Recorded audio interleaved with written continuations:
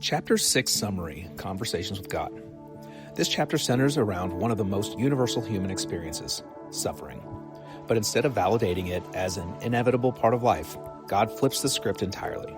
He says suffering is not only unnecessary, it's actually unwise, uncomfortable, and even hazardous to your health. That alone challenges so much of what we've been taught to believe. Naturally, the response is, if you're God and you dislike suffering, why don't you stop it? God's answer is clear. I already have. The tools to eliminate suffering have already been given to us. We just refuse to use them. He explains that suffering has nothing to do with external events and everything to do with how we choose to respond to those events. What's happening in the world is just that, what's happening. But how we feel about it, that's another matter entirely. God emphasizes that He's given us the ability to respond to life in ways that reduce or even eliminate pain altogether. But most people continue to choose reactions rooted in fear, misunderstanding, or resistance. That's why suffering persists, not because it's necessary, but because it's familiar. Then the conversation turns inward. The narrator questions whether this voice is really God or just his imagination. And God's answer is one of the most powerful lines in the chapter. Even if everything I've said is wrong, can you think of a better way to live? Whether you believe these words are divine or not, the deeper message still stands. Choosing peace over pain, awareness over reaction, and love over fear leads to a better life. And if that's the outcome, does it even matter where the message came from?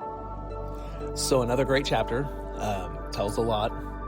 Speaking to suffering, it's one of the areas that was a big focus in Man on Fire, and us sitting with suffering and actually spending the time and energy to just find our quickest way out of suffering. And definitely not something I've perfected, in an area that I still find myself getting caught in. But pain is required, suffering is optional.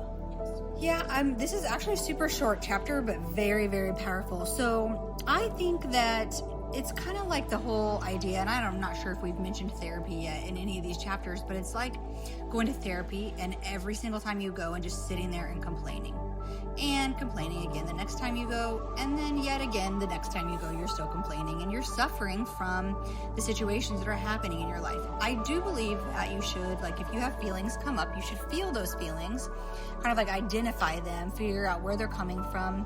And there are definitely situations like grief, losing someone. You're going to suffer for a little while, right?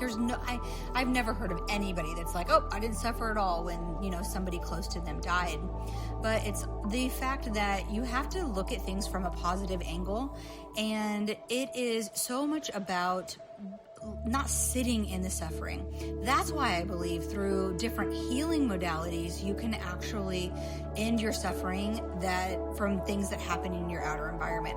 So if you are having different, if things aren't working out the way you're wanting them to, or, just things in life, keep coming up that you feel like are suffering situations, even looking at it like, okay, well, what's the growth in this? And we've talked about this before, but you can't see the light without the dark. So the whole reason that we're here, we could just sit up, with all the other souls, right? Wherever that is, sit there with them and, have our beautiful, perfect space. But we came here to have experiences. And those experiences, they are the light and the dark. They are not just coming here and everything being perfect. But I will tell you that when you do end your suffering in most situations, you create this beautiful unified field, or I call it heaven on earth, place that we can live in when we're not sitting here and suffering from different situations. Wow. Said so well. I was like, how do you follow that up? I mean, that's just fantastic. I definitely resonate with the therapeutic call out, talking through things. I mean, it's almost like you're reinviting them right back into your life. I mean, every time you mention them, every time you think about it, and I mean, it just creates a perpetual cycle where you're just repeating these things and or creating new situations that are that are similar to the same as the experience that you were talking about last time you were in therapy. Well, Well, and think about this. Your brain doesn't know the difference that it's not happening. So if you're sitting there complaining about something that happened and you're getting kind of like your heart starts racing or your chest gets heavy, your brain thinks it's happening to you again. So you are literally over and over and over again having the same exact situation in your life when you keep talking about it and keep complaining about it. And I'm not saying escape from life, right? The worst thing you can do is like, oh, I'm going on this retreat or whatever it is to get away from my family. And I'm not saying escape. I'm saying deal with what you have going on and get to a place where you are not suffering from the situations that are happening and create your peace.